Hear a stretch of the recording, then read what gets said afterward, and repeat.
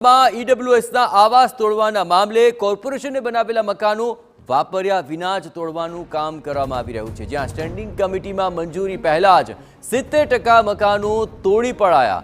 Structural સ્ટેબિલિટીનો report negative આવ્યો અને તેને કારણે આ નિર્ણય લેવાયો। 15 વર્ષ પહેલા બનાવાયેલા આવાસના મકાનો કોઈને ફાળવવામાં આવ્યા નહીં।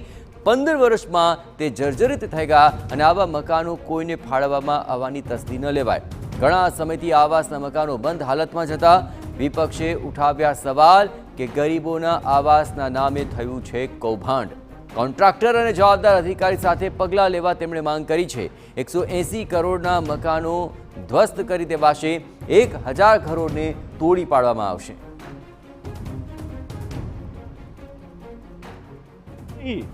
अहमदाबाद म्यूनिसिपल कॉरपोरेशन द्वारा बनाए गए आवासों को तोड़ने का निर्णय भारतीय जनता पार्टी ने किया है। उसका सबसे बड़ा कारण तो ये है कि कहीं ना कहीं 12 वर्ष में ही समग्र हाउसिंग की जितनी बिल्डिंगें बनाई गई थी उसको जर्जरित घोषित कर दिया गया है। और सबसे बड़ी बात तो ये है कि इन सभी आवास में अहमदाबाद म्यूनिसिपल कॉरपोरेशन ने एक भी ड्रॉ नहीं किया था। वटवा में ज़्यादातर हाउसिंग में 2200 ऐसे आवास थे जिन्हें अहमदाबाद म्यूनिसिपल कॉर्पोरेशन ने तोड़ने का निर्णय लिया है। 1775 मकानों प्लॉटो था અને 157 બ્લોકો હતા। રાઈટ, 57માંથી 7 બ્લોકો છોડી નાખ્યા અને બધા જર્જિત થઈ ગયા હતા। પાણી બધું ભરાઈ ગયું હતું અને અત્યારે કોઈ પણ સંજોગમાં અડધા તો જર્જિત થયેલા એ ગવર્મેન્ટે તોડી નાખ્યા છે અને અમારા જે 7 બ્લોકો બાકી છે એ ગમે તે પરિસ્થિતિમાં પડી શકે છે। પાણી બહુ વધારે છે અને ગમે ત્યાં તમે જોશો સારી રીતે તો જર્જિત છે। અમદાવાદ મહાનગરપાલિકા દ્વારા ઈડબ્લ્યુએસ આવાસ તો બનાવવામાં આવ્યા, પરંતુ આ આવાસ 15 વર્ષમાં કોઈ પણ વ્યક્તિને કામમાં ન આવ્યા, કોઈની ફાળવણી જ કરવામાં ન આવી।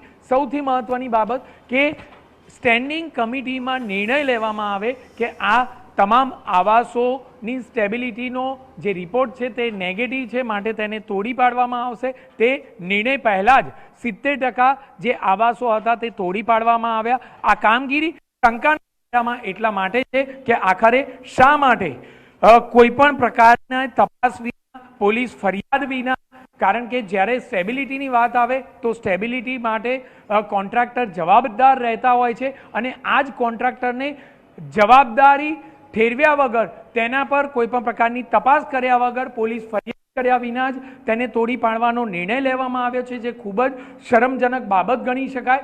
સાથે જ પુરાવાનો નાશ કરવામાં આવતો હોય તે પ્રકારે સત્વરે કામગીરી તોડવાની કરવામાં આવી છે અને હવે માત્ર ગણતરીના બ્લોક તોડવાના બાકી રહ્યા છે। આખરે 70% કામગીરી પૂર્ણ થયા બાદ સ્ટેન્ડિંગ કમિટીમાં મંજૂરી શા માટે લેવામાં આવી તે સૌથી મોટો પ્રશ્ન છે। શા માટે જો સ્ટેબિલિટીનો રિપોર્ટ નેગેટિવ હતો તો શા માટે પોલીસ ફરિયાદ કોન્ટ્રાક્ટર સામે નથી કરવામાં આવી, એજન્સી સામે નથી કરવામાં આવી, જવાબદાર અધિકારી સામે પગલાં નથી લેવામાં આવ્યા, તે પણ એક મોટો સવાલ છે।